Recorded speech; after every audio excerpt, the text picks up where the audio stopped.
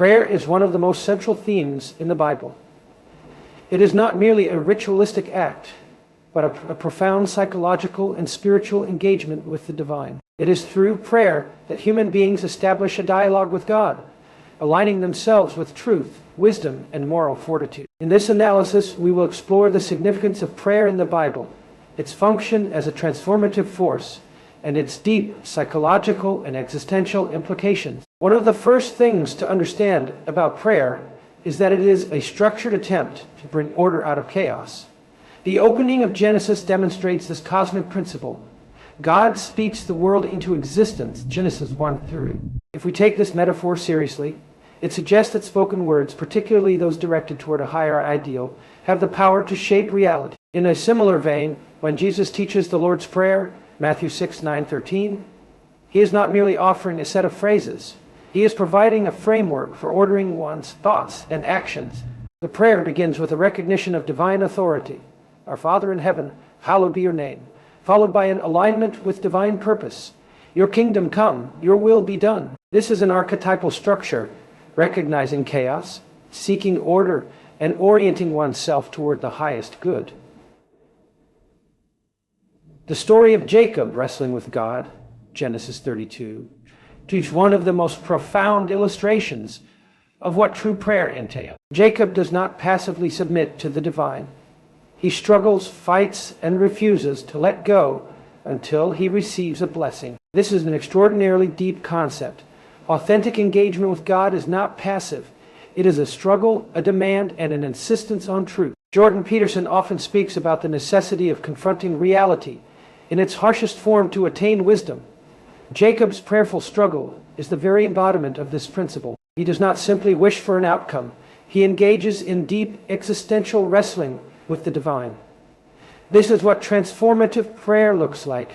It is not a list of requests, but a radical confrontation with one's deepest fears and desires. The book of Psalms provides one of the most comprehensive explorations of the emotional and psychological dimensions of prayer. The psalmists express sorrow, rage, gratitude, despair, and hope, often within the same passage. Take Psalm 22 as an example. My God, why have you forsaken me? Psalm 22:1.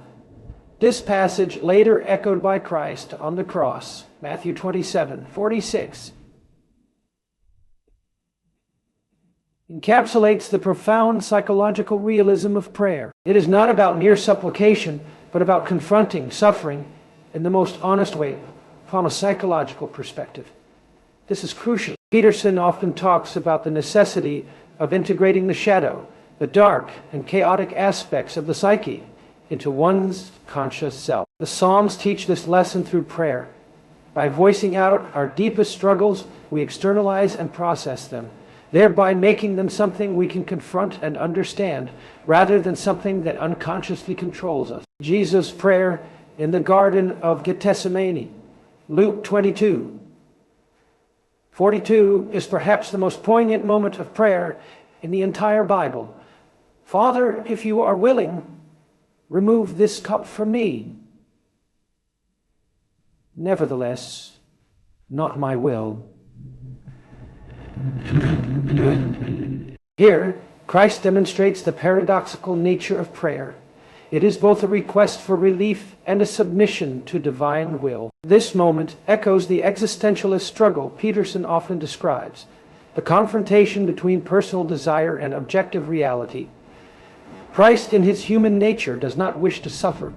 Yet, in acknowledging the greater order beyond himself, he surrenders to a higher purpose. This is the highest function of prayer. It is not about magically changing reality to suit our preferences, but about transforming ourselves so that we may align with reality in its truest form. Beyond its personal impact, prayer has an undeniable moral and social function. It instills humility by acknowledging a higher power, fosters gratitude by recognizing blessings, and strengthens community by aligning individuals with a shared vision of the good. When Jesus instructs his followers to pray for their enemies, Matthew 5:44, he is presenting an extraordinarily difficult moral challenge. To pray for one's enemies is not to condone their actions, but to recognize their humanity and to rise above the base instincts of vengeance. Peterson often speaks about the necessity of aiming at the highest possible good. This is precisely what prayer achieves on a moral level. In summation, prayer in the Bible is not a mere formality or superstition. It is a structured means of integrating chaos into order, transforming suffering into wisdom, and aligning human will with divine truth. It functions as a psychological tool for confronting suffering, a moral discipline for cultivating virtue, and a spiritual practice for attaining the highest good. The modern individual, much like the biblical figures, wrestles with existential chaos daily. The practice of authentic prayer, as modeled throughout Scripture, provides a pathway to clarity, resilience, and ultimate transformation.